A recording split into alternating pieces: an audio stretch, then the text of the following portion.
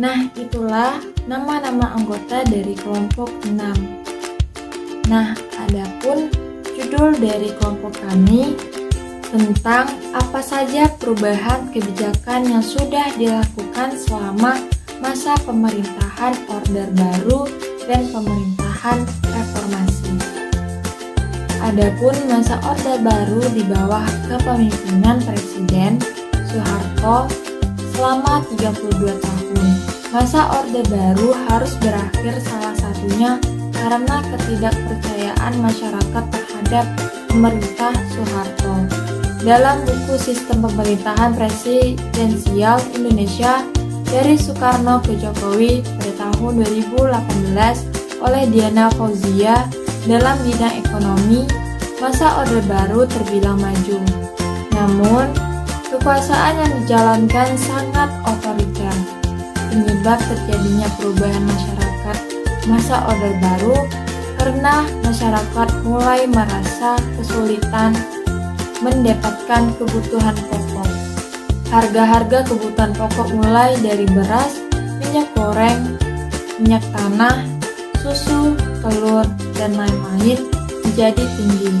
Selain itu, situasi politik Indonesia semakin tidak menentu dan tidak terkendali. Hal ini mengakibatkan masyarakat semakin kritis dan tidak percaya pada Orde Baru.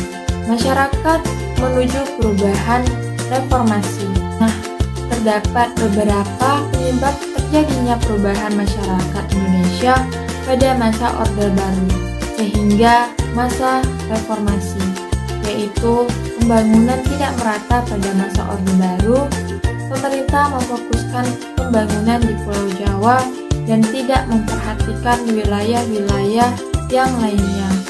Hal tersebut mengakibatkan beberapa daerah di luar Jawa tetap merasakan kemiskinan, padahal mereka juga turut menyumbang devisa lebih besar untuk negara, seperti Kalimantan, Riau, dan Papua. Baik, selanjutnya adalah retaknya kekuasaan Orde Baru. Nah, krisis moneter yang terjadi di 1997 yang terjadi di kawasan Asia Tenggara yang berdampak ke Indonesia. Nah, selain itu, pemerintah Orde Baru mulai retak. Penerapan sistem sentralistik dan militeristik menjadi salah satu penyebab keretakan tersebut, di mana pemerintah mengabaikan kemampuan untuk masyarakat dan bangsa. Hal tersebut membuat perilaku yang tidak wajar di bidang politik, ekonomi, sosial, dan budaya di masyarakat. Sementara hubungan bertumpu pada presiden dan menimbulkan penilaian bahwa presiden merupakan cerminan dari sistem itu sendiri, di mana pemerintah mengabaikan kemampuan unsur masyarakat dan bangsa. Hal tersebut membuat perilaku yang tidak wajar di bidang politik, ekonomi, sosial, budaya di masyarakat. Sementara hubungan bertumpu pada presiden dan menimbulkan penilaian bahwa presiden merupakan cerminan dari sistem itu sendiri. Suatu perubahan tatanan kehidupan lama dengan kehidupan baru dan secara hukum itu menuju ke arah yang lebih baik.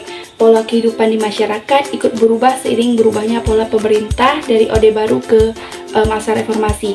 Perubahan ini terjadi dalam berbagai bidang, antara lain dalam kehidupan politik, ekonomi, dan sosial budaya. Berakhirnya Orde Baru dan lahirnya reformasi. Kalau kita bicara soal Orde Baru, pasti yang paling teringat adalah nama Soeharto. Ya, Orde Baru dipimpin oleh Soeharto selama 32 tahun, waktu yang tidak sebentar. Selama 32 tahun masa kepemimpinannya, banyak kebijakan yang memiliki pengaruh cukup besar terhadap proses berjalannya negara kita ini. Mulai dari kebijakan politik maupun kebijakan ekonomi. Satu, penyederhanaan partai politik. Yang pertama, Partai Persatuan Pembangunan, gabungan dari Nahdlatul Ulama, Parmusi, Perti, SII.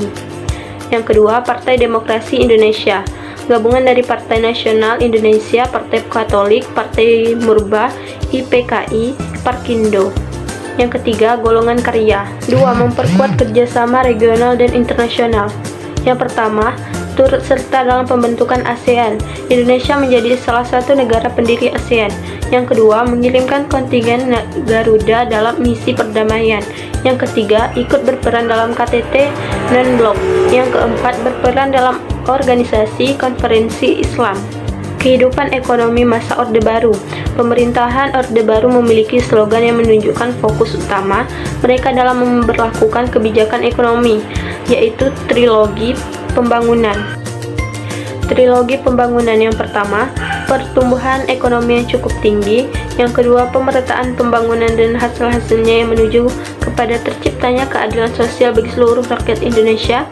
Yang ketiga, stabilitas nasional yang sehat dan dinamis.